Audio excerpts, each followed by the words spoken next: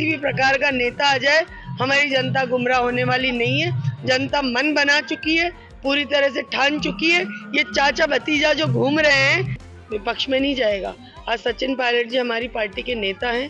सचिन पायलट जी पूरे देश भर में घूम रहे हैं, प्रदेश में घूम रहे हैं और कांग्रेस के लिए वोटों की अपील कर रहे हैं। देखिए, मेरे से कोई गुर्जर नाराज नहीं है। पार्टी विचारधारा के गुर्जर हमारे साथ हैं और गुर्जर भाई एक बहुत समझदार कौम है। इस तरह की हुड़दंग मचाने से गुर्जर समाज विपक्ष में नहीं जाएगा। आज सचिन पायलट जी हमारी पार्टी के नेता हैं। सचिन पायलट जी पूरे देश भर में घूम रहे हैं, प्रदेश में घूम रहे हैं और कांग्रेस के लिए वोटों की अपील। राजस्थान में सियासी पारा चढ़ चुका है और राजस्थान विधानसभा चुनाव का कलर भी अब नजर आने लगा है। हम इस वक्त मौजूद हैं सिकरा विधानसभा क्षेत्र में और ये तस्वीरें आप देखिए, यहाँ मंत्री ममता भूपेश प्रचार प्रसार के लिए आई है और जनता से संपर्क कर रही है।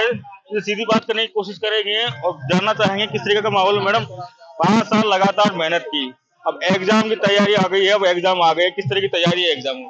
देखिए, जनता का प्यार, जनता का आशीर्वाद लगातार बढ़ता जा रहा है और मुझे पूर्ण विश्वास है कि सिकराय की जनता एक बार फिर विकास की रफ्तार को आगे बढ़ाने के लिए कांग्रेस को वोट देगी, मुझे अपना आशीर्वाद देगी। पिछले 5 साल लगातार सरकार काफी योजना लेके आए, काफी चिरंजीवी भी आ गई, महिलाओं के लिए सैनिटरी नैपकिन भी लेके आई, उड़ान योजना भी लेके आई, मोबाइल भी दे दिए। तो अब किस तरीके से लगता है फिल्में आप लगातार जा रही, किस तरीके का रेस्पॉन्स मिल रहा है आपको? देखिए, महंगाई के इस दौर में जो केंद्र सरकार ने करी है, उसमें राजस्थान की सरकार ने हर व्यक्ति के घर में कुछ न कुछ राहत पहुंचाने का काम किया है। चाहे पेंशन हो, चाहे जानवरों का बीमा हो, चाहे 25 लाख बीमा हो, तमाम योजनाएं महिलाओं से जुड़ी हुई, सामाजिक लोगों से जुड़ी हुई हमारी आई हैं। उन योजनाओं के आधार पे और विकास की जो गति हमने बढ़ाई है, उसके आधार पे मुझे लगता है कि राजस्थान के अंदर फिर से कांग्रेस की सरकार बनने जा रही है। सरकार ने महंगाई राहत कैंप भी चलाए, फिर 7 गारंटियां भी दे दी और गारंटर भी दे दिए। तो किस तरह से लगता है लगातार कंटिन्यू काम करती जा रही है और चुनाव आ गए? देखिए, कांग्रेस हमेशा एक विजनरी पार्टी रही है, एक विचारधारा की पार्टी रही है और वो विचारधारा गरीबों के समर्थन में, किसानों के समर्थन में, जरूरतमंद लोगों के समर्थन में। तो एक ऐसी पार्टी की विचारधारा की मैं सदस्य हूँ जो हमेशा लोगों को सहयोग देने का कोशिश करती है। हमने लगातार मॉनिटरिंग की, लगातार हमारी स्कीमें आई और मैं समझती हूँ 5 साल में जो पूरे संपूर्ण राजस्थान के अंदर जो विकास हुआ है वो अपने आप में एक बेहतरीन है। राजस्थान की जनता ओपीएस जैसी स्कीम जो हमारे कर्मचारी भाइयों के लिए एक जीवन दायिनी बन गई है, ऐसी स्कीमें हम लेकर आए हैं। मुख्यमंत्री जी ने एक विजन चलाया राजस्थान के लिए, वो बहुत ही बेहतरीन है, सब काम अच्छे हो रहे हैं। जिस तरीके से आप इस सरकार में पहली मंत्री बनी और स्टार प्रचारक भी आपको बनाया, किस तरह का लगता है? क्योंकि आप जब चुनाव आई थी राजनीति में, बड़ा मुश्किल था महिलाओं की। देखिए, मैं तो राजीव गांधी जी को धन्यवाद देना चाहूंगी कि उन्होंने पंचायती राज के अंदर 50% आरक्षण किया और उसी पंचायती राज का एक जीता जागता उदाहरण मैं स्वयं हूँ।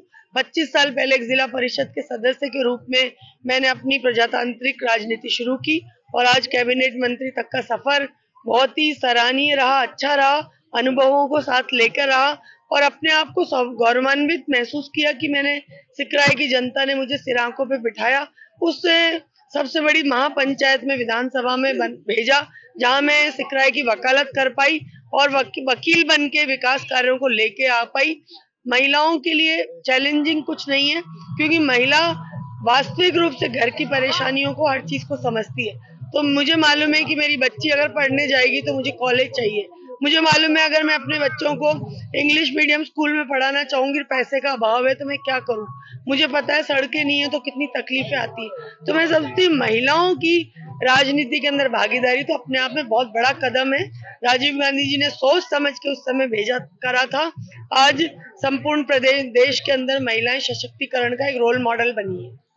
जिस तरीके से बात करें, अगर मुद्दों की बात करें, पिछले 5 साल लगातार मेहनत की, सरकार करी, खूब योजना लिया है, अब की बार क्या मुद्दा रह गया है या किस मुद्दे पे अब की बार आप फील्ड में जा रहे हैं? देखिए, पिछली बार जब मैं चुनाव लड़ने आई, लोगों ने मुझे कामों के लिए कहा, कॉलेज बनाइए, स्कूल बनाइए, सड़कें बनाइए, अस्पताल बनाइए, जीएसएस बनाइए, पंचायतें बनाइए, पंचायत समितियां बनाइए, तब मांग थी।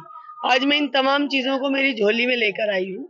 विकास का पिटारा जनता के लिए हमने खोला है, तो मुझे लगता है विकास के नाम पे हम लोग वोट मांग रहे हैं और जनता का बेहतरीन समर्थन हमें गांव-गांव, ढाणी-ढाणी मिल रहा है। निश्चित तौर पे कांग्रेस की सरकार पुनः बनेगी। पिछले घोषणा पत्र में आपने जो सिकराय के लिए घोषणा की थी, कितना काम बाकी है और कितना हो गया? 99% काम हमारे पूरे हो गए। कि जिस तरीके से बीजेपी ने विक्रम बंसीवाल को उम्मीदवार बनाया है और पिछली बार भी वो लड़े थे, कितना इजी मानते हैं और कितना मुश्किल मानते हैं इस बार का चुनाव? देखिए, मैं तो यही कहना चाहूंगी उनको कि कोई नहीं है टक्कर में और मत पड़िए कांग्रेस के चक्कर में। कांग्रेस अपने आप में इतनी मजबूत संगठन है, कांग्रेस के चक्कर में पड़ोगे तो ठोकर की खाओगे, क्योंकि एक एक आदमी जनमानस सिकराय का कांग्रेस के पक्ष में अपना विचारधारा बनाने के लिए तैयार हो चुका है, कांग्रेस के पक्ष में मतदान करने के लिए तैयार हो चुका है। पिछली बार उनको 34,000 वोटों से जनता ने हराया था। इस बार मैं समझती हूँ 50,000 से ऊपर वो हार के यहाँ से जाएंगे। लेकिन अब उनके साथ में नंदलाल बंसीवाल, उनके चाचा भी साथ में लगे और बड़े तीखे हमले हो रहे हैं आप।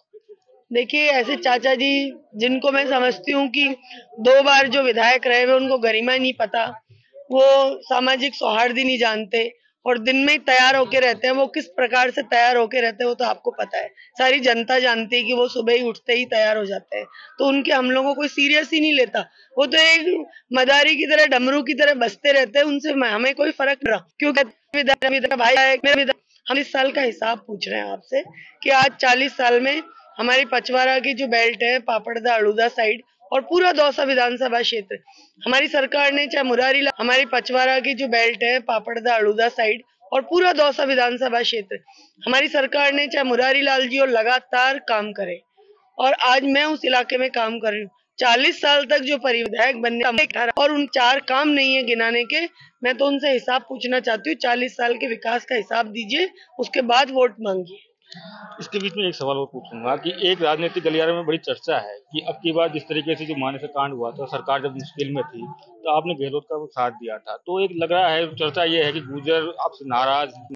देखिए, मेरे से कोई गुर्जर नाराज नहीं है, पार्टी विचारधारा के गुर्जर हमारे साथ हैं और गुर्जर भाई एक बहुत समझदार कौम है। इस तरह की हुड़दंग मचाने से गुर्जर समाज विपक्ष में नहीं जाएगा। आज सचिन पायलट जी हमारी पार्टी के नेता हैं। सचिन पायलट जी पूरे देश भर में घूम रहे हैं, प्रदेश में घूम रहे हैं और कांग्रेस के लिए वोटों की अपील कर रहे हैं। तो मैं तो कहना चाहूंगी हमारे गुर्जर भाइयों से कि जब सचिन पायलट जी ने ठान लिया कि कांग्रेस की सरकार बनानी है, तो आप सब लोग भी आइए और हम सब लोग मिलके एक जन कल्याणकारी सरकार राजस्थान में बनाए। अशोक गहलोत, सचिन पायलट का कितना काम करेगा पूरी राजस्थान में? सबसे बड़ा मुद्दा है ईआरसीपी। बड़ी सभा भी हुई थी और लगातार बीजेपी लगातार हमलावर है, कांग्रेस के साथ नहीं देती। देखिए, ईआरसीपी का बहुत बड़ा मुद्दा है 13 जिलों के लिए और प्रधानमंत्री जी जो अपने आप को प्रथम सेवक कहते हैं इस देश का, वही प्रधानमंत्री जी जयपुर में आके कह के गए कि 25 के 25 सांसद जिता दीजिए, ईआरसीपी को राष्ट्रीय परियोजना हम बना देंगे। राजस्थान की भोली वाली जनता ने 25 के 25 सांसद जिता के भेज दिए और प्रधानमंत्री जी जो प्रथम सेवक हैं वो अपनी बात से मुड़ गए। राजस्थान की जनता के साथ, 13 जिलों की जनता के साथ उन्होंने धोखा किया है। वो धोखे का बदला 13 जिलों की जनता 25 तारीख को हाथ के निशान के ऊपर वोट देके उस धोखे का बदला उतारेगी और ईआरसीपी की परियोजना को राष्ट्रीय परियोजना घोषित अगर वो नहीं करेंगे तो राजस्थान में सरकार हमारी बनेगी और हम उसको करेंगे। कांग्रेस पार्टी ईआरसीपी की योजना को पूरी करेगी। बीजेपी सिकराय में सुनने में जा रहा है कि जेपी नड्डा की सभा होने वाली है, कितना फैक्टर करेगा और आपकी तरफ से कोई स्टार प्रचारक आ रहा है क्या? देखिए, हम ही गांव-गांव, ढाणी-ढाणी, मेरे तो सारे जो कार्यकर्ता वो सब स्टार प्रचारक हैं।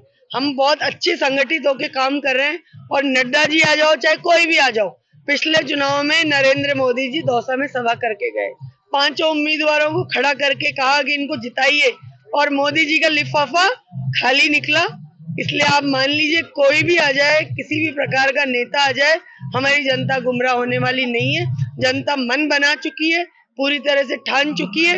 ये चाचा भतीजा जो घूम रहे हैं, इनको बैरिंग लौटाना है सिकराय से। ये कोई रेल का डिब्बा नहीं कि आप टिकट लेके आ जाओ 5 साल में और फिर गायब हो जाओ, फिर टिकट लेके आ जाओ। 13 में चाचा जी आए टिकट लेके, जनता ने बैरिंग लौटा दिया। 18 में फिर भतीजे जी आए टिकट लेके, 5 साल कोई लेना देना नहीं। अब 23 में फिर भतीजे जी टिकट लेके आ गए। तो टिकट कोई पट्टा नहीं है एमएलए बनने का। एमएलए वो आदमी बनेगा सिकराय से जो यहाँ की जनता के यहाँ के के बारे में चिंता करता है, अपनी जिंदगी में को जीता है, वो आदमी विधायक चुन के जाएगा।